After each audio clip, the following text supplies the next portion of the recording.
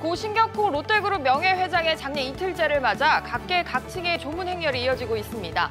오늘 오전에는 이재용 삼성전자 부회장과 송경식 CJ그룹 회장 등이 고인의 빈소를 찾았습니다. 시가 9억 원이 넘는 고가주택 소유자의 전세 대출이 사실상 전면 중단됐습니다. 오늘부터는 전세 대출자가 고가의 주택을 사거나 다주택자인 게 확인되면 곧바로 전세 대출금을 반납해야 하는데 당장 봄 이사철 혼란이 예상됩니다. 노태문 무선사업부 개발실장을 스마트폰 사업 새 사령탑으로 임명하는 등 사장단 인사를 삼성이 단행했습니다. 김기남 부회장과 김현석 사장, 또 고동진 사장 등 부문별 대표이사 3인 체제는 그대로 유지됐습니다. 세계경제포럼 연차총회가 내일 스위스 다보스에서 개막합니다. 국내 기업 총수 중에서는 최태원 SK그룹 회장과 정의선 현대차그룹 수석 부회장 등이 참석합니다. 행사 준비가 한창인 스위스 다보스 현장을 잠시 뒤 연결합니다. 이상 이 시각 주요 뉴스입니다.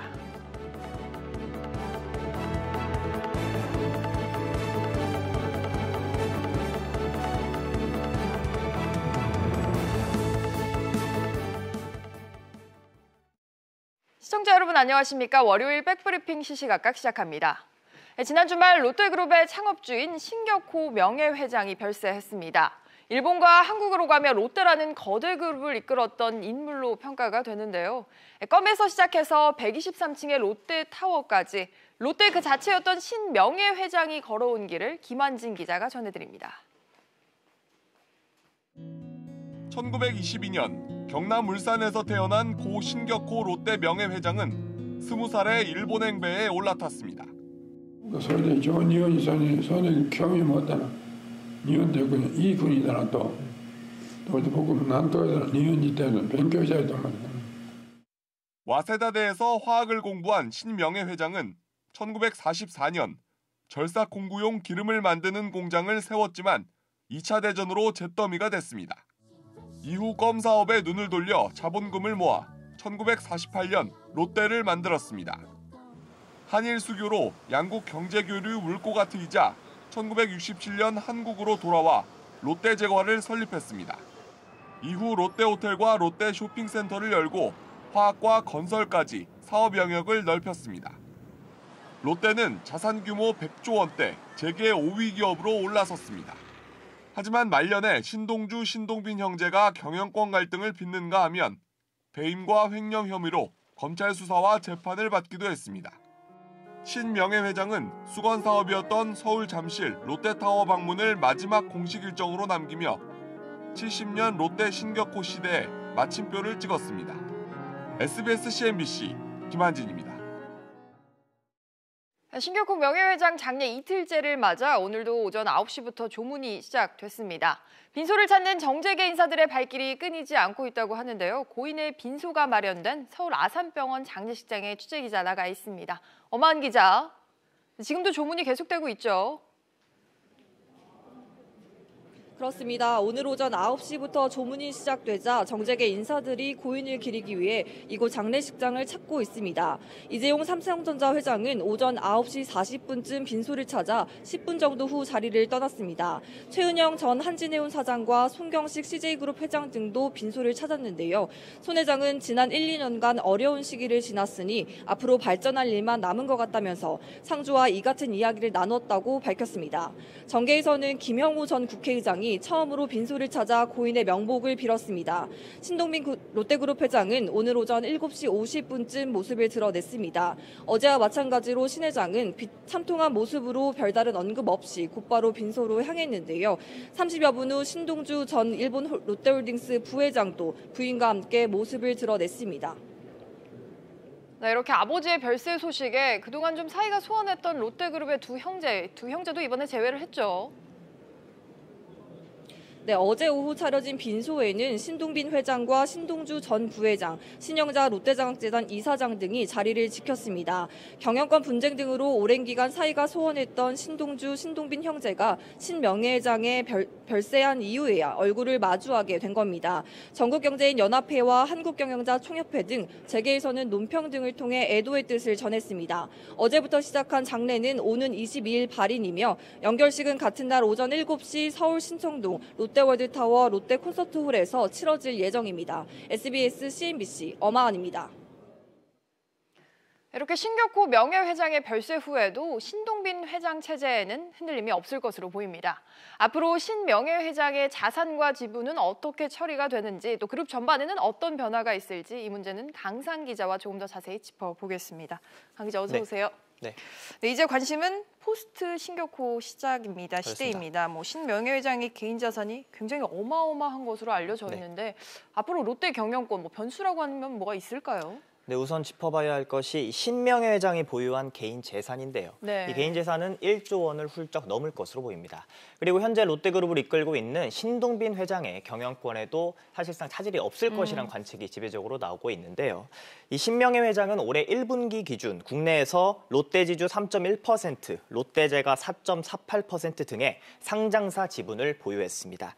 이 지분 자체가 보시는 것처럼 이 경영권에 크게 영향을 주지는 않을 정도이고, 또 주총장의 표대걸에서 이미 여러 차례 신동빈 회장이 승리를 하면서 원톱 체제를 이렇게 이루었기 때문입니다. 이미 승계가 끝났기 때문에 거의. 네. 상속 절차는 진행이 어떻게 됩니까? 일단 재산 상속은 가족들과 상의를 거친 후에 이뤄질 전망입니다. 이 재산 분배는 신명예 회장의 법정 대리인인 사단법인 선해주도하의 법적 해석을 거친 뒤에 이뤄질 것으로 보이는데요. 또 신명예 회장이 별도의 유언장을 남기지 않은 것으로 알려져서 네. 소유 지분은 분할 상속될 가능성이 큽니다. 다만 공식적으로 확인되지 않은 이 신명예 회장의 롯데 관련 지분이 추가로 더 나올지가 변수로 남아 있습니다. 네, 그 부분은 조금 더 시간을 갖고 지켜봐야 될 문제인 것 같고, 그렇습니다. 앞으로 롯데에는 좀 어떤 변화가 있을까요? 현재 롯데 입장에서는 백화점과 마트, 이 슈퍼 등의 유통 계열사들이 사실상 부진을 좀 그쵸. 견지 못하고 있는데요.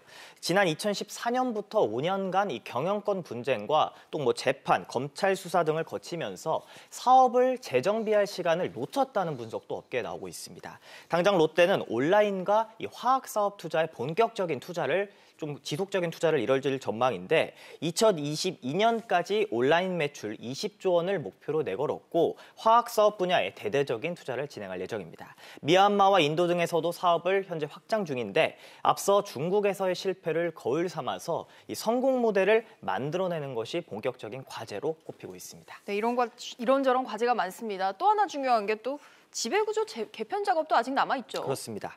이 신동빈 회장 중심의 지배 구조가 아직 미완성됐다는 게 본격적인 과제로 네. 꼽히고 있죠. 이 2017년 10월 지주사 체계를 출범시켰지만 롯데지주는 롯데월드타워를 소유한 롯데물산과 롯데건설 등의 이 지분을 가져오지 못한 상태입니다. 일본 롯데홀딩스가 최대 주주인 호텔롯데 아래에 있기 때문인데 호텔롯데 상장을 통해 일본 투자자들의 지분을 희석해야 한다는 뜻입니다. 일본 롯데홀딩스가 호텔롯데의 상장을 동의해줘야 하는데 이를 위해선 실적 개선이 시급한 과제로 꼽히고 있습니다. 네, 강 기자 이야기 잘 들었습니다. 다음은 부동산 대출 규제와 관련한 소식입니다. 오늘부터는 시가 9억 원이 넘는 주택 보유자는 전세 대출 보증이 금지됩니다. 만일 전세 대출 규제를 위반해서 대출을 회수하는 경우에는 2주일 안에 대출금을 갚아야 하는데 제때 갚지 못하면 여러 경제적 제약이 가해질 수 있습니다. 자세한 내용은 취재기자 연결하겠습니다. 조슬기 기자. 네, 조슬기입니다. 네, 오늘부터 이 9억 원 초과 주택에 대한 전세 대출이 금지가 된 거죠? 네, 그렇습니다. 오늘부터 시가 9억 원 이상 주택 보유자는 SGI 서울보증이라는 보증기관을 통한 민간 전세대출 보증이 더 이상 안 됩니다. 앞서 지난해 10월 주택금융공사와 주택도시보증공사, 허그 등 공적 보증이 차단된 만큼 고가주택 보유자가 전세대출을 받을 수 있는 길 자체가 막히는 건데요. 전세를 끼고 고가 아파트를 사는 소위 갭투자를 원천 봉쇄하기 위해서입니다. 또 전세대출을 받은 뒤 9억 원 넘는 주택을 사거나 다주택자가 되면 곧바로 대출 회수 대상자 명단에 오릅니다. 이때 2주 안에 갚지 못하면 금융권의 연체 정보가 공유돼 대출과 카드 발급이 막히는 등 경제적 불이익도 받게 되고요. 이후 3개월이 지날 때까지 대출금을 상환 못하면 채무 불이행자, 즉 신용불량자가 됩니다. 조 기자, 그런데 이번 시행을 면면히 들여다보면 사실 예외 상황들도 상당히 있는데요. 대출 가능 여부를 두고 아무래도 상당히 혼란스러울 것 같습니다. 네, 맞습니다. 일단 시가 15억 원 이하 1주택자는 증액 없이 전셋집으로 이사할 때 4월 20일까지 1회에 한해 한시적으로 제공됩니다. 자녀 교육이나 직장 이동 등 이 실거주사에도 예외로 인정해 대출이 나오는데 해당 시군을 벗어나야 하고 보유 중인 주택과 전셋집이 모두 실거주하도록 요건을 엄격히 제한했습니다. 반대로 서울시와 광역시 내 구간 이동은 인정되지 않습니다. 고가주택을 세주고 자신은 다른 고가의 전세로 사는 경우도 전세 계약이 끝나면 추가 전세 대출을 더는 받기 어렵습니다. 최근 이 몇 년 사이에 집값은 물론 전세금도 가파르게 오른 걸 고려한다면 이번 전세 대출 규제 조치로 반전세나 월세로 원치 않게 갈아타는 사람들이 향후 크게 늘 걸로 보입니다. SBS CNBC 조슬기입니다. 서울에서 상위 10% 고가 아파트들의 평균 매매 가격이 처음으로 20억 원을 돌파해 역대 최고치를 경신했습니다. 직방은 지난해 서울 아파트 매매 가격 상위 10%의 평균 가격이 21억 3,394만 원으로 6년 연속으로 상승했다고 밝혔습니다. 서울 아파트 매매가 하위 10% 대비 상위 10%의 격차는 지난 2015년 6.92배에서 지난해 9.41배까지 벌어진 것으로 나타났습니다. 다음 소식입니다. 홍남기 경제부총리가 올해 신북방 정책을 적극 추진하겠다 이런 뜻을 밝혔습니다. 언제든지 남북 경협이 본격화될 수 있도록 준비도 착실히 다지겠다고 밝혔는데요. 자세한 소식은 취재기자 연결하겠습니다. 박연신 기자. 네, 박연신입니다. 네, 홍 부총리가 올해는 신북방 정책 이걸 역점으로 추진하겠다고 밝혔다고요. 네, 그렇습니다. 지난해 우리나라가 신남방 정책에 주력했던 것에 이어 올해부터는 북방 국가들과의 협력을 증진하는 신북방 협력의 해를 만들어가겠다고 밝혔는데요. 이를 위해 정부는 우선 러시아와의 수교 30주년을 맞아 기념사업을 추진하는 한편 9개 다리 행동계획을 세워 철도, 전기, 조선, 가스 등 9개 분야에 대한 경제협력 사업도 꾸려나갈 것으로 보입니다. 또 홍 부총리는 수출과 경제협력 기반을 적극적으로 뒷받침할 수 있도록 영내 포괄적 경제 동반자 협정 RCEP를 올해 중으로 완전 타결하고 한 메르코스르 무역협정 타결, 남미 태평양 동맹 준회원 가입 등을 위해 노력해 나가겠다고 강조했습니다. 이를 통해 홍 부총리는 올해를 반드시 수출 반등의 해로 이뤄내겠다는 의지를 드러내기도 했습니다. 네, 신북방 정책 중에 북한 또 중국에 대해서도 홍 부총리가 언급을 했다는데 이건 어떤 내용입니까? 네, 홍 부총리가 한반도 비핵화 논의에 대한 진전 상황에 따라 언제든 남북 경협을 본격화할 수 있다고 말한 건데요. 이를 위해 우리 정부는 물밑에서 차근차근 검토해 나가는 한편 준비를 해 나갈 계획이라고 전했습니다. 또 우리나라와의 제1위 교역국인 중국에 대해서는 다양한 분야에서 협력 잠재력이 매우 큰 국가라고 강조하며 올해 예정된 양국 정상회담과 한중 경제장관회의 핵심 의제를 다시 점검한 뒤 협력 기회를 적극적으로 창출해 나가겠다고 밝혔습니다. SBS CNBC 박연신입니다. 정부가 비트코인 등 가상화폐로 번 소득을 복권이나 강연료 등과 같은 일시적 기타 소득으로 간주해 20%의 세율을 적용하는 방안을 검토합니다. 정부 관계자들에 따르면 최근 기획재정부 내 가상화폐 과세 담당 부서가 양도세를 다루는 재산세제과에서 기타 소득세 등을 다루는 소득세제과로 바뀐 것으로 전해졌습니다. 대체로 기타 소득의 60%가 필요 경비로 공제되고 나머지 40%의 20%의 세율로 소득세가 부과됩니다. 올해로 50주년을 맞는 세계 경제 포럼이 내일 스위스 다보스에서 열립니다. 세계 각국의 정상과 기업인들이 모여 어떤 주제를 이야기할지 관심이 모아지고 있는데요. 스위스 다보스 현지에 나가 있는 류정훈 기자 연결해서 소식 들어보겠습니다. 류정훈 기자, 지금 다보스 현지 분위기 어떻습니까? 네, 저는 지금 스위스 다보스 콩그레스 센터에 나와 있습니다. 다보스는 영하 8도로 눈발이 흩날리는 날씨인데도 콩그레스 센터 주변에서는 현지 시간으로 내일부터 있을 행사들에 대비해 분주하게 준비 중입니다. 각국 정상들이 다보스를 향하면서 세계 여러 언론들도 다보스를 주시하고 있습니다. 경비도 삼엄한데요. 특히 올해는 도널드 트럼프 대통령이 2년 만에 한적한 스위스 마을을 찾으면서 그 어느 때보다 경비가 강화될 예정입니다. 트럼프 대통령이 등장하면 행사장이 통제될 예정입니다. 네, 올해 참석하는 인사 중에 주목되는 이들도 누가 있습니까? 앞서 말씀드린 도널드 트럼프 미국 대통령이 가장 주목을 받고 있습니다. 2018년 행사 이후 2년 만에 방문하는 트럼프 대통령은 딸 이방카 트럼프 백악관 보좌관과 미국 대표단 단장인 스티븐 무누신 재무부 장관 등 참모진을 대거 이끌고 참석할 예정입니다. 앙겔라 메르켈 독일 총리와 에마뉘엘 마크롱 프랑스 대통령도 참석할 예정인데요. 특히 올해 청소년 환경운동의 아이콘 그레타 툰베리가 참석하면서 기후변화를 놓고 지난해에 이어 올해 행사에서도 트럼프 대통령과 설전을 벌일지 여부에 관심이 모입니다. 아울러 참석 여부에 관심이 모아졌던 시진핑 국가주석이나 이란 자비드 자리프 외부장관은 참석하지 않을 예정입니다. 국내 인사로는 박영선 중기벤처기업부 장관과 유명희 산업통상자원부 통상교섭본부장, 최태원 SK 회장, 황창규 KT 회장, 그리고 정의선 현대차그룹 수석부회장 등이 참석합니다. 네, 다보스 포럼은 세계 엘리트들의 모임으로도 잘 알려져 있죠. 올해는 어떤 주제들을 논의합니까? 네, 화합하고 지속 가능한 세계를 만들기 위한 다양한 분야의 이야기들이 논의됩니다. 기후변화와 4차 산업혁명, 지속 가능한 산업구조와 고령화 등 우리 세계가 당면한 경제, 사회, 환경적 이슈에 대해 머리를 맞댈 예정인데요. 특히 올해 트럼프 대통령의 참석으로 미중 무역 분쟁과 미국과 이란의 무력 갈등, 보호무역주의 등 외교와 통상과 관련된 논쟁이 치열할 전망입니다. 스위스 다보스에서 SBS CNBC 류정원입니다. 다음은 기업 인사 소식입니다. 삼성전자가 스마트폰 사업의 새 사령탑으로 노태문 사장을 발탁했습니다. 삼성전자의 주요 사장단 인사 내용을 취재기자 연결해서 들어보겠습니다. 오수영 기자. 네, 오수영입니다. 네, 먼저 이번에 스마트폰 새 수장이 된 노태문 사장, 어떤 인물이죠? 네, IT와 모바일 부문의 무선사업부 개발실장이던 노태문 사장은 이번 인사를 통해 무선사업부장에 올랐습니다. 재작년 부사장에 오른 뒤 지난해 사장으로 승진한 데 이어 또 1년 만에 스마트폰의 사령탑을 맡게 된 겁니다.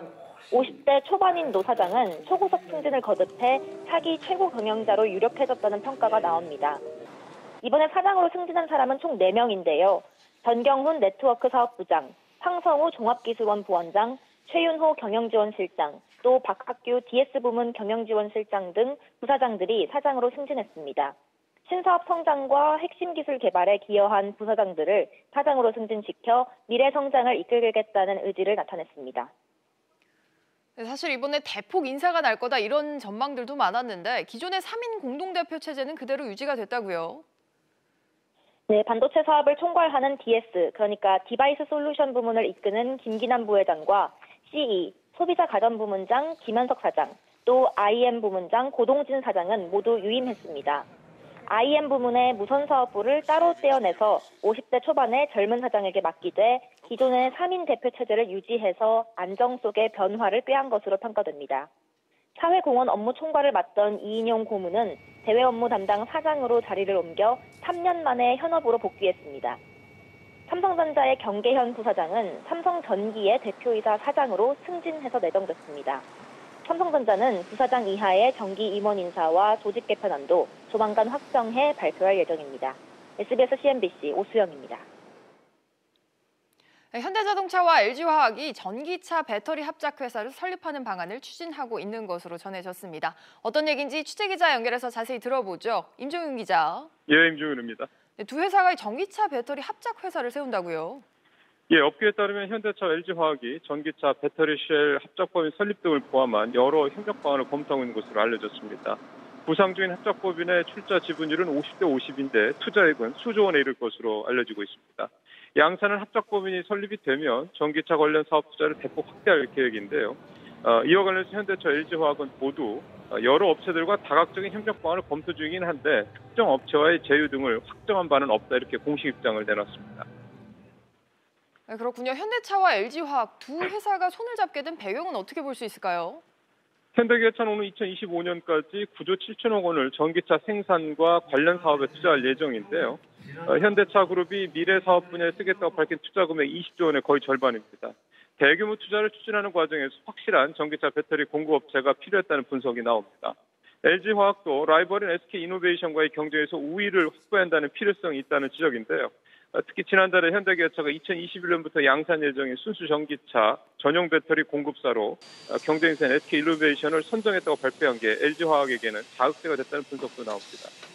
만약 두 회사의 합작법인이 공식화가 된다면 LG는 현대차의 2차분 이후 물량을 수주하는 데 유리한 고지를 점령해 될 것으로 보입니다. SBS MBC 임종훈입니다. 아시아나항공 인수 작업을 진행 중인 HDC 현대산업개발이 최근 임직원의 부조리 또 부정행위를 익명으로 신고받는 시스템을 구축했습니다. 일종의 신문고 형태인데 이를 두고 뒷말이 나오고 있다고 합니다. 어떤 얘기인지 취재기자 이 소식도 연결해보죠. 장가희 기자. 네, 장가희입니다. 네, HDC 현대산업개발이 내부 임직원을 상대로 한 비위 신고 시스템을 갖췄다고요? 네, 지난해 말 HDC 현사는 비위 익명 신고 시스템 업체를 통해 내부 임직원을 상대로 한 신고 시스템을 만들었습니다. 이 사이트를 통해 회사 임직원은 물론 협력업체 직원까지 익명으로 사내 부정 행위를 신고할 수 있는데요. 일종의 사내 신문고라고 보시면 됩니다. 신고 대상은 직무와 관련한 비윤리적 행위나 경비를 부당하게 사용한 경우입니다. 특히 금품이나 향응 수수 행위를 신고한 직원에게는 포상금도 지급되는데요. 사실로 확인되면 최대 1억 원 한도 내에서 신고 금액의 5배를 보상하도록 했습니다.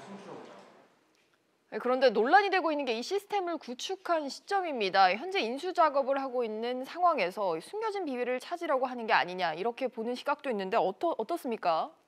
네, HDC 현산 측에서는 그룹 전반적으로 윤리 경영을 강화하는 차원에서 익명성을 좀 더 보장하는 쪽으로 시스템을 변경했을 뿐이라며 아시아나항공만을 대상으로 한 것은 아니라는 입장입니다.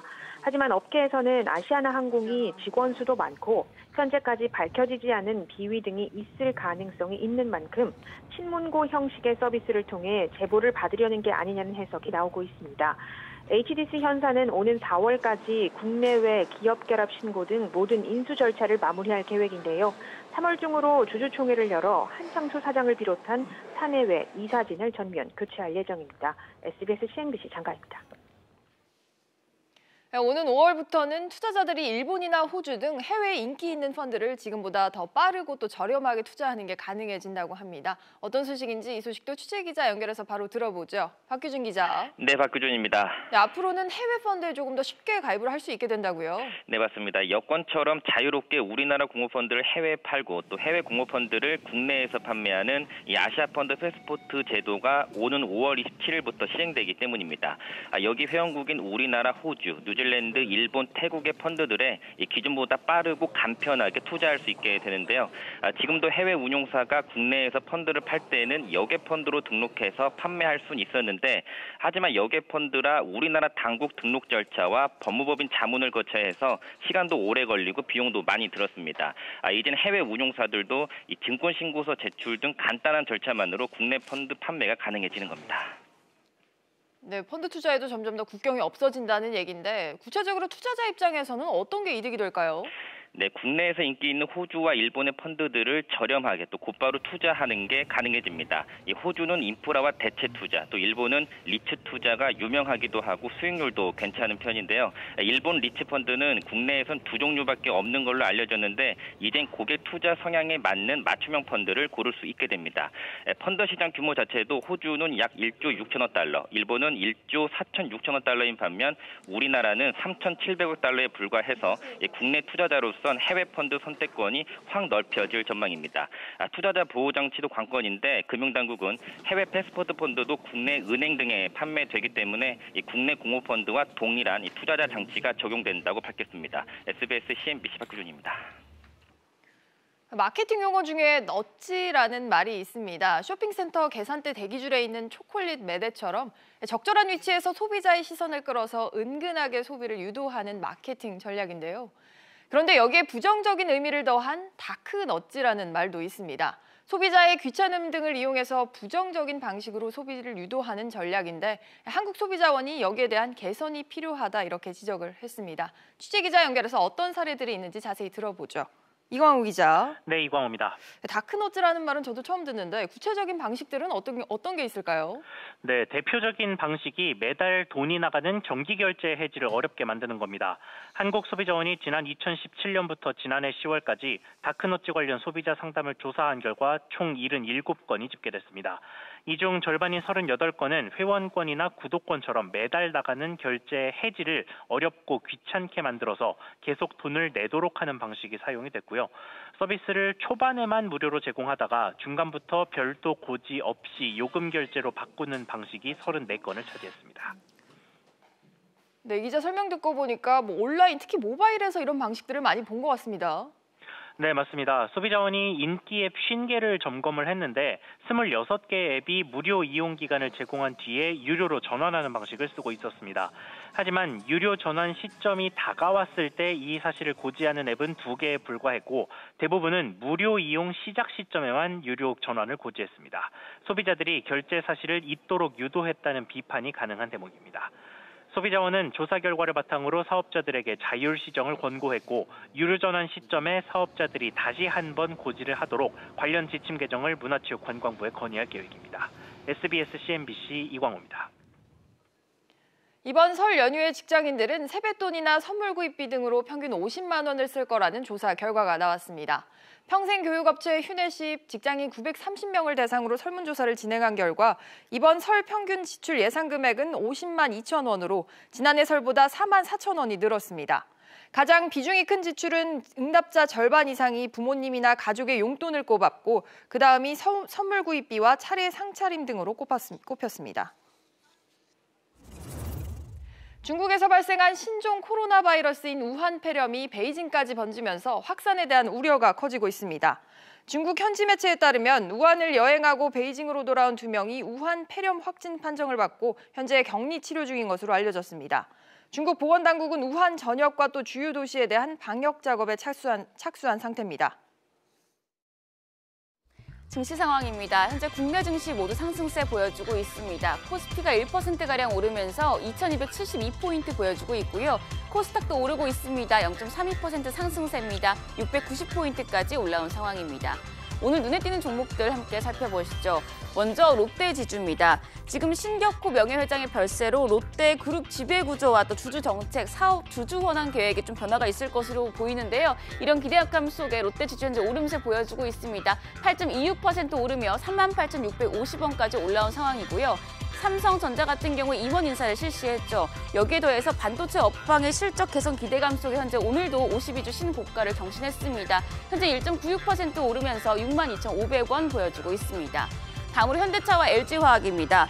국내 전기차 배터리 공장을 건설하기 위해서 현대차와 LG화학이 손을 잡겠다는 소식이 올라오면서 두 종목을 상승하다가 반전 전환했습니다. 현대차 같은 경우 0.42% 하락하며 11만 8천 원을 기록했고요. LG화학은 4.95% 오름세입니다. 34만 9,500원에 거래되고 있습니다.